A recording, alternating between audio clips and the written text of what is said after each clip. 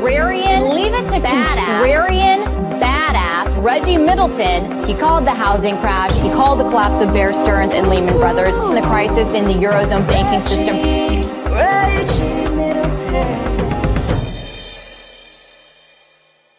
Trump has won. This has been a very contested, controversial, exciting election. It's divided the country, so to say. I really don't feel it's divided the country. I feel it's revealed divisions that were already in the country. But this video is not about politics. This video is about global macroeconomics, finances, and geopolitical repercussions. We're going to go over what Trump promised in his first 100 days of office, and we're going to take an analytical, forensic, macro view of the potential and likely effects. Okay? Now, since I just read the 100-day contract between Trump and America, I don't have it memorized, so I will cheat for the first time and actually look at notes. Okay? So, for one, Trump promised, I'm not going to go through everything. Trump promised to renegotiate NAFTA, the North American Free Trade Agreement, North Atlantic Free Trade Agreement, or pull out of it. Okay? His target at first appears to be Mexico. He has some beef with Mexico and Mexicans apparently from his comments. And his point is that, and a lot of his backing from popular votes, which came from unions such as the AFL-CIO, is that many jobs have left this country going to Mexico as a result of as a result of NAFTA. According to the AFL-CIO, approximately 700,000 jobs have went to Mexico, primarily industrial and manufacturing jobs. Okay? According to our research, that is true. And the reason is simple economics. The Mexicans work for less, the wages are cheaper, the cost to the companies are cheaper, and so the jobs have left. It is up to the companies to decide who they employ and where they employ them. And the jobs have went to where the point of least friction is, the point of least resistance in terms of capital costs, and that is Mexico. Now, Mexico, these jobs, industrial manufacturing jobs have went to Mexico. Mexico's factories have built things, widgets, goods, and they'll ship them back to the U.S. Mexico is one of our largest trading partners for goods, and of course, we are one of Mexico's, if not Mexico's largest trading partner. Because of this, there's an export-import bounce, okay? We export goods to Mexico, we import goods from Mexico. We have a trade imbalance, that is exports minus imports. We have a trade bounce or imbalance, depending on how you look at it, of approximately negative $50 billion, okay, for the last year, 2015. That means that we are buying more than we're selling to Mexico in terms of goods. Now, that cannot be viewed in a vacuum, okay? The way to measure that is to look at it as a percentage of actual exports and not necessarily a raw number of exports, because you run trade imbalances, you have negative trade balances and positive trade balances for a reason. You want to look at your trade balance as a percentage of your exports, and that gives you a more holistic organic view of the situation. So if you go back to 1985, okay, where you had a $4 billion deficit, which is much smaller than it is now, that was 40% of all exports to Mexico. So you're actually deeper in the hole relatively back in 1985, the good old days basically, that Trump's campaign promised to return us to. So you had a smaller aggregate top line deficit, but you had a larger deficit in reality because it was a much larger portion of actual exports to Mexico. That number has grown, the top line deficit, to a peak of, it really doesn't matter, but the all-time high was in 2007 at $74.95 billion. That was an all-time high for the trade deficit. 2007 also happens to be the all-time absolute bubble peak.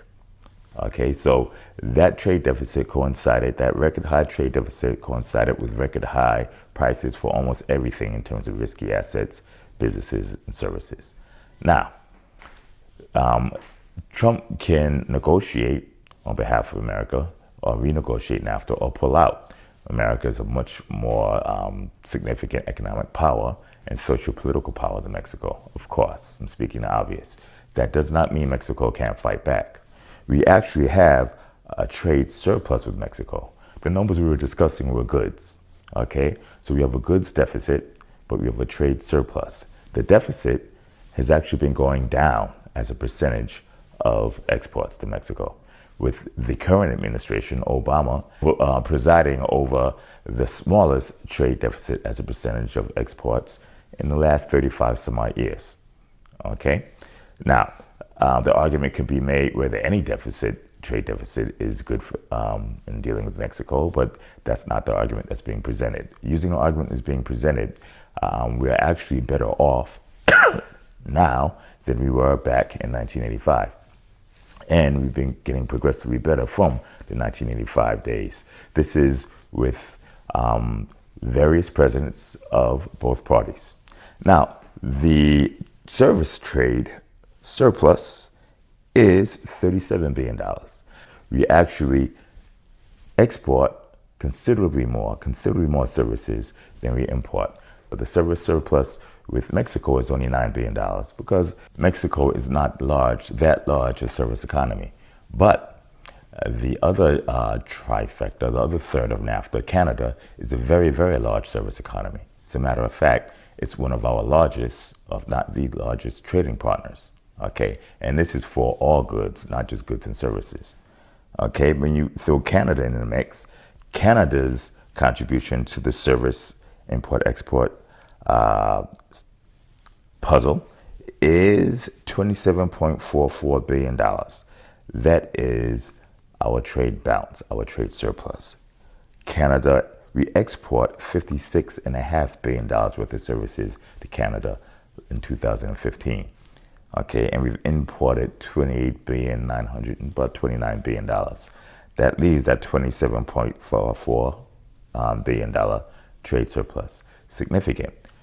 In renegotiating NAFTA and or threatening to pull out of NAFTA, Trump is literally declaring economic war on Canada and Mexico. Not to mention several others, which we'll get to later on in the video. Now, this is a problem for Canada, okay? And Canada can, of course, attempt to defend themselves, knowing that there's such a significant trade surplus to the U.S. Canada, like Mexico, can attempt to buy these services from other areas. China, for instance, with a burgeoning service economy, the EU with a very, very large service economy, Japan, Korea, and the UK. Okay, now, again, they're not nearly as strong as a bargaining, not nearly strong as a socio-political and economic power or geopolitical power, but, you know, they do spend money, and $27.5 billion of that money in just services lands in the U.S. Treasury. So, let's suppose Canada loses this battle in the war that Trump is declaring, okay? And they probably will.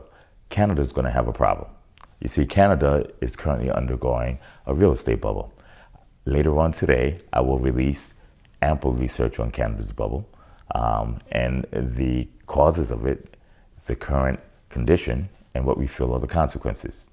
Trump will exacerbate this, possibly be the pin to prick the bubble. Why? Trump, in trying to force illegal immigrants out of the country who are working at a very, very low wage, and trying to force manufacturing, industrial, and some of the lower wage jobs out of Mexico back into the U.S., in which U.S. citizens or U.S. employees are not going to work at the low wages that the Mexicans work at, which means you're going to have wage price pressure going upwards, wage inflation. You're going to have more expensive costs to manufacture these goods, hence you're going to have a higher price for these goods, which gives you price inflation, upward price pressure, okay? This is going to manifest itself in Canada as well, Okay, Canada's dollar is a hard peg to the US dollar. In addition, Trump is declaring war on China by promising to declare China a currency manipulator. He says he will direct his secretary of his Treasury Secretary to label Canada, to label China, too many C's, to label China a currency manipulator and pursue all the things that go along with that. Now, he's going after China, okay? China is the world's factory, the world's manufacturer, the world's builder. They do it at a low cost, but they've been fighting wage inflation themselves. And a lot of the low-cost labor has been directed outside of China by those who are looking for low-cost labor into surrounding areas, Vietnam, etc. But China is still one of the leaders in low-cost labor. China is still the world's factory. Okay, now by Trump doing various things, like another one of his promises is he will announce the withdrawal from Trans-Pacific Partnership, which is basically an agreement with the Pac Rim countries, of which China is not one. Okay, but a lot of those Asian and Pacific Rim countries, again, do some low-cost business with the U.S. And Trump is also going directly after China. And Trump is threatening to apply up to 45% taxes and tariffs on Chinese imported goods to make it very expensive to buy things from China. Okay, that will drive, again, input costs for companies up. When input costs go up, then output costs go up as well, and you will have upward price inflation. Okay, interest rates will go up, and they're going up already, as well as pricing. Prices go up, inflation appears. Now, with that happening, Chinese income will drop because Chinese revenue will drop. We are China's largest trading partner. We go back and forth with Europe, but EU has been recessionary, so I think it's back in the US as China's largest trading partner. China is probably our largest de facto trading partner, natural whole trading partner, that's counting goods and services.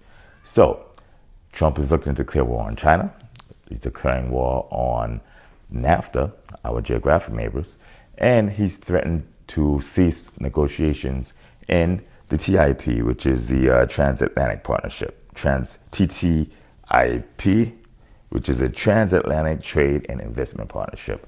That's the NAFTA for the EU and the US.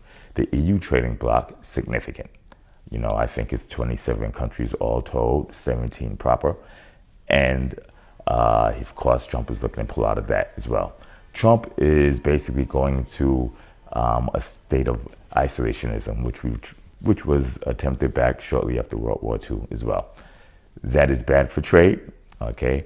And that causes the trading partners who are losing out because of Trump's actions to attempt to retaliate for a variety of reasons. China, when they purchase our goods, they purchase it and they get US dollars in return, converted into US treasuries, which they purchase. They control a lot of treasuries, okay? Look for retaliation there. Look for contagion in Canada, okay? Significant contagion as those Canadian banks get hurt, as those Canadian mortgages start to default, as our Canadian real estate starts to drop in price, and as those Canadian rents don't appear, as those Chinese buyers simply have cash issues, okay? So what we have is a domino effect. Think of the butterfly effect. Push something over there, and something over there is affected. So, a quick rundown of some of the policies that Trump promised in his first 100 days of office.